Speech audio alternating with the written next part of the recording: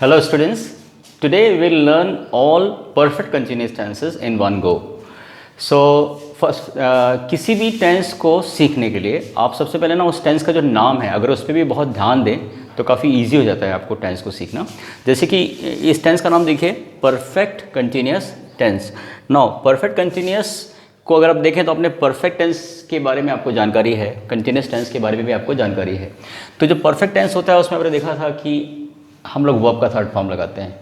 Continuous tenses के बारे में आप जानते हो कि हम लोग आईएनजी फॉर्म लगाते हैं। तो एक ऐसा टेंस बनाया गया जिसमें परफेक्ट टेंस का पार्ट भी है और कंटिन्यूस टेंस का पार्ट भी है, तो that is perfect continuous tense. तो टेक्निकली तो आपने पहले ये समझा कि परफेक्ट कंटिन्यूस का थीम क्या है, यानी परफेक्ट टेंस और कंटिन्यूस टेंस का कॉम्बिनेशन कर दिया आपने तो परफेक्ट कंटिन्यूस टेंस। ऐसा मान लीजिए कोई काम पूरा भी है यानी परफेक्ट भी है और कंटिन्यू भी चल रहा है तो that is perfect continuous tense. लेकिन इससे कई बार समझ में नहीं आता है, तो हम इसको समझने के लिए एक डिफरेंस अगर आप देखेंगे इसमें आप एक कंटिन्यूस टेंस का और परफेक्ट कंटिन्यूस टेंस का जब डिफरेंस देखेंगे तो आपको परफेक्ट कंटिन्यूस टेंस समझ में आएगा। तो बेसिकली एग्जाम्पल से बहुत अच्छे से समझ में आएगा आपको ये। तो सबसे पहले टेक्निकली हम लोग समझते हैं। देखो परफेक्ट टेंस में आप हैव लगाते हो, हैव एक की वर्ब होता है परफेक्ट टेंस का, और उसके बाद आप वर्ब का थर्ड फॉर्म लगाते हो। यानी हमेशा परफेक्ट टेंस के लिए आप वर्ब का थर्ड फॉर्म लगाते हो। लेकिन एक और की वर्ब बता दे रहा हूँ मैं, हैव की वर्ब होती है। तो perfect tense, perfect continuous tense के लिए क्या किया गया है, हैव एक वर्ब को चूज़ किया गया है और एक वर्ब बी होती है जिसका थर्ड फॉर्म बीन, उसको चूज़ किया गया। तो अब परफेक्ट कंटिन्यूस टेंस में बीन हमेशा आएगा, ये आपको ध्यान रखना है। अच्छा कंटिन्यूस है जैसा कि लिखा है कंटिन्यूस, तो इसमें आईएनजी भी आना ही है।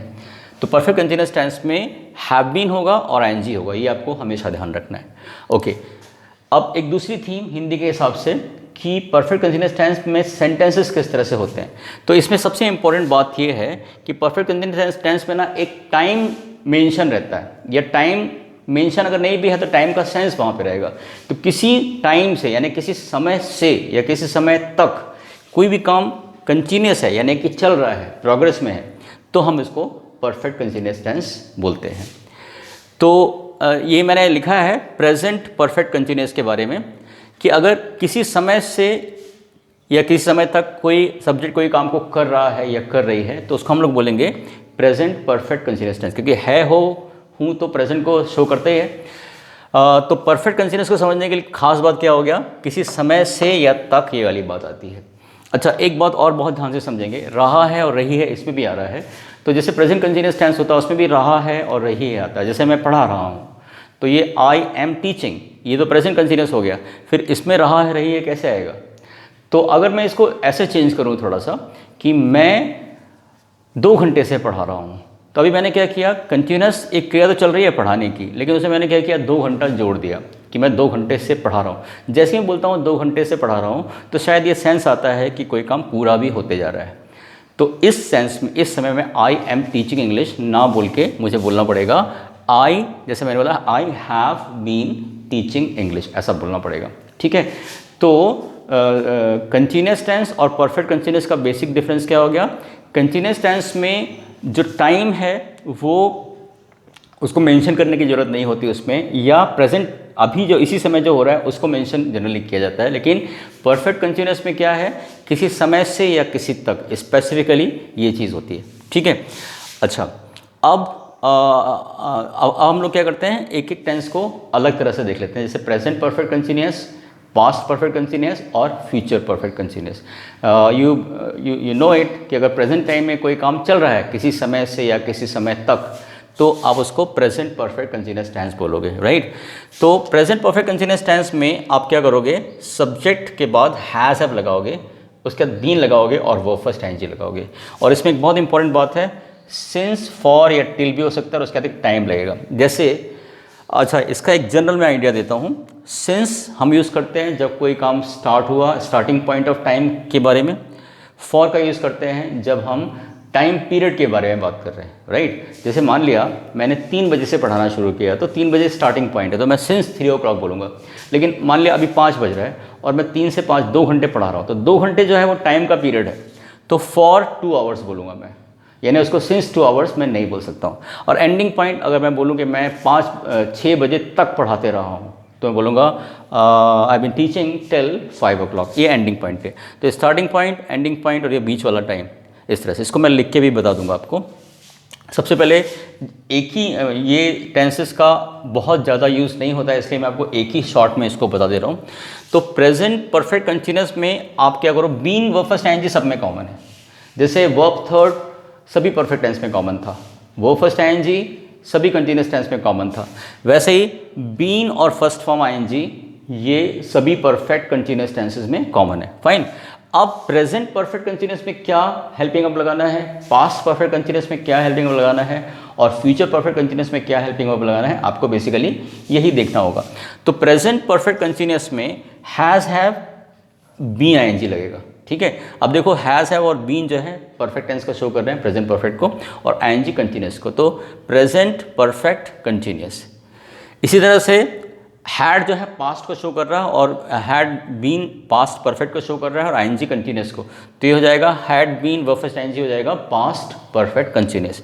इसी तरह से विल शैल के बाद मैंने एक की रूल बताया था कि वर्ब का फर्स्ट फॉर्म लगता है, तो विल शैल के बाद हैव लगाया है, इसकी जो की वर्ब है हैव उसको लिया, और उसके बाद बीन और आईएनजी लग गया। Then since for till and time, तो will have been verb first ING. अभी एक एग्जांपल लेते हैं। जैसे यहाँ पे फिलहाल एक काम चल रहा है कि मैं पढ़ा रहा हूँ आपको, है ना। तो अगर मैं ऐसा बोलूँ कि मैं 3 बजे से पढ़ा रहा हूँ, राइट, तो मैं बोलूँगा आई हैव बीन टीचिंग, और स्टार्टिंग पॉइंट ऑफ टाइम है तो मैं बोलूँगा since 3 o'clock। 3 o'clock starting point of time है। इसको चेंज करते हैं। अगर मैं बोलूँ कि मैं 2 घंटे से पढ़ा रहा हूँ, ये टाइम पीरियड है, समय की अवधि है ना। तो अगर टाइम पीरियड है तो आप फॉर लगाएंगे, तो I have been teaching for 2 hours। मैं 7 बजे तक पढ़ाते रहा हूँ। अगर मुझे ऐसा बोलना है तो बोलूँगा I have been teaching till 7 o'clock। ये तो एग्जाम्पल आपको ध्यान रखना है। नाउ आफ्टर दिस एक कॉम्बिनेशन याद रखिए, हैज़ एंड हैव का कॉम्बिनेशन आपको अच्छे से याद रख लेना है।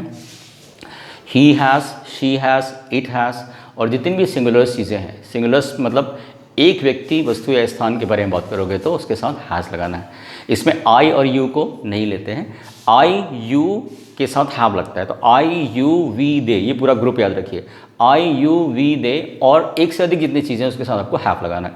तो मैं ऐसा बोलता हूँ कि आप लोग इस तरह से अगर रट लें तो बहुत अच्छा होगा। I have, we have, you have, they have, and children have, boys have. इसी तरह से ही has, she has, it has, my father has, Anita has. इस तरह से अगर आप कॉम्बिनेशंस बना के रख लें माइंड में तो बहुत इजी पड़ेगा, तो मिस्टेक नहीं होगा।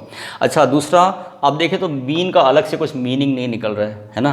तो ये स्ट्रक्चर्स याद रखना होता है, सेंटेंस स्ट्रक्चर भी आपको याद रखना पड़ता है। नाउ तो जैसे अभी एग्जांपल लेते हैं कि मैं 2 घंटे से पढ़ा रहा हूँ, तो ये तो प्रेजेंट परफेक्ट कंटिन्यूअस एग्जांपल है कि I have been teaching for 2 hours।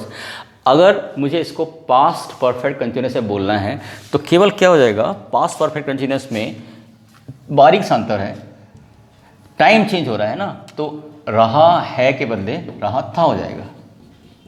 तो मैं 2 घंटे से पढ़ा रहा था, तो मुझे बोलना पड़ेगा आई हैव बीन, नहीं बोलेंगे तब, I had been teaching for 2 hours। I had been teaching for 2 hours। अगर मैं इसी को फ्यूचर में बोलूँ कि मैं आने वाले 2 घंटे तक पढ़ाते रहूँगा, तो मुझे ऐसा बोलना पड़ेगा I will have been teaching for 2 hours। तो मैं रिपीट करता हूँ, मैं 2 घंटे से पढ़ा रहा हूँ, I have been teaching for 2 hours। मैं 2 घंटे से पढ़ा रहा था, I had been teaching for 2 hours। और मैं 2 घंटे तक पढ़ाते रहूँगा, I will have been teaching for 2 hours, right. तो इस तरह से तीनों परफेक्ट कंटिन्यूअस टेंस का कॉन्सेप्ट आपको क्लियर करना है। एक बार इसको नोट कर लेते हैं हम लोग कि सिंस, फॉर एंड टिल किस तरह से यूज़ करते हैं। तो ये स्ट्रक्चर्स आप देख लीजिए, subject has a been ING present perfect continuous का हो गया, subject had been verb first ING past perfect continuous का हो गया, और subject will have been verb first ING future perfect continuous tense का स्ट्रक्चर हो गया, राइट। ओके, अब ये कॉन्सेप्ट एक और क्लियर करिए, सिंस, फॉर और टिल का। ये बहुत इंपॉर्टेंट है, आगे आने वाले क्लासेस में भी आपको लगने वाला है। तो सिंस, एक मिनट, सिंस का मीनिंग आप समझ लीजिए से, ठीक है। फॉर का मीनिंग समय के लिए से भी हो सकता है और तक भी हो सकता है। टिल का एक ही मीनिंग होगा, तक। ये हिंदी मीनिंग सपोर्ट के लिए। अच्छा, सिंस का यूज़ करते हैं हम लोग जब स्टार्टिंग पॉइंट ऑफ टाइम हो, स्टार्टिंग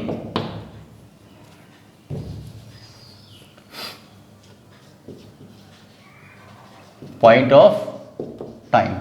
अगर स्टार्टिंग पॉइंट ऑफ टाइम है तो हम लोग सिंस का यूज करते हैं। फॉर का यूज कब करते हैं? When you are talking about period of time. Period of time means there is some gap of time, so will say, you can also call it duration of time. So period of time, मैं इसका example देकर आपको clear करूंगा अभी, तो बहुत easy हो जाएगा। Till is for ending point of time.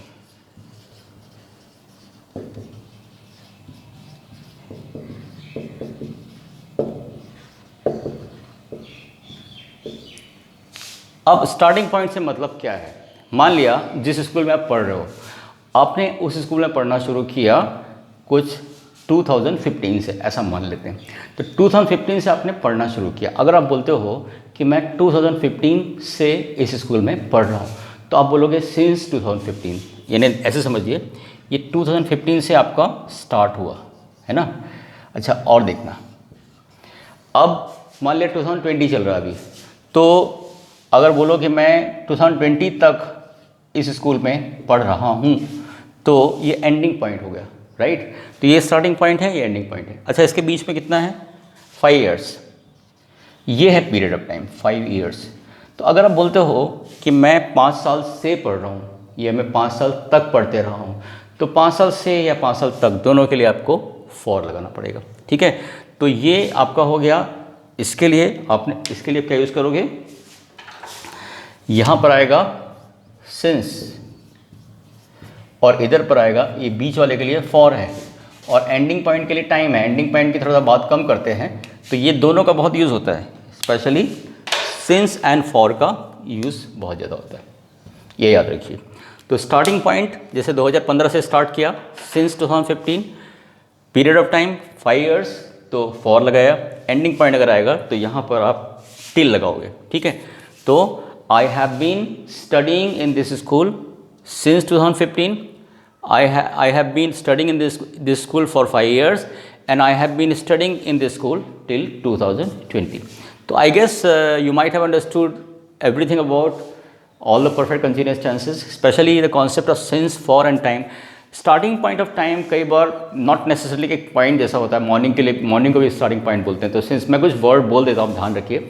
Since morning, since afternoon, since midnight, since I was born, since last night, ये सब भी स्टार्टिंग पॉइंट की कैटेगरी में हम लोग लेते हैं। और पीरियड ऑफ टाइम क्या होता है? एक पर्टिकुलर गैप दिखता है उसमें, जैसे 3 घंटा, 4 घंटा, 10 दिन, 15 मिनट्स। तो 15 मिनट से मैं बात कर रहा हूँ, तो I been talking for 15 minutes. मैं 2 घंटे से वेट कर रहा हूँ, I been waiting for 2 hours.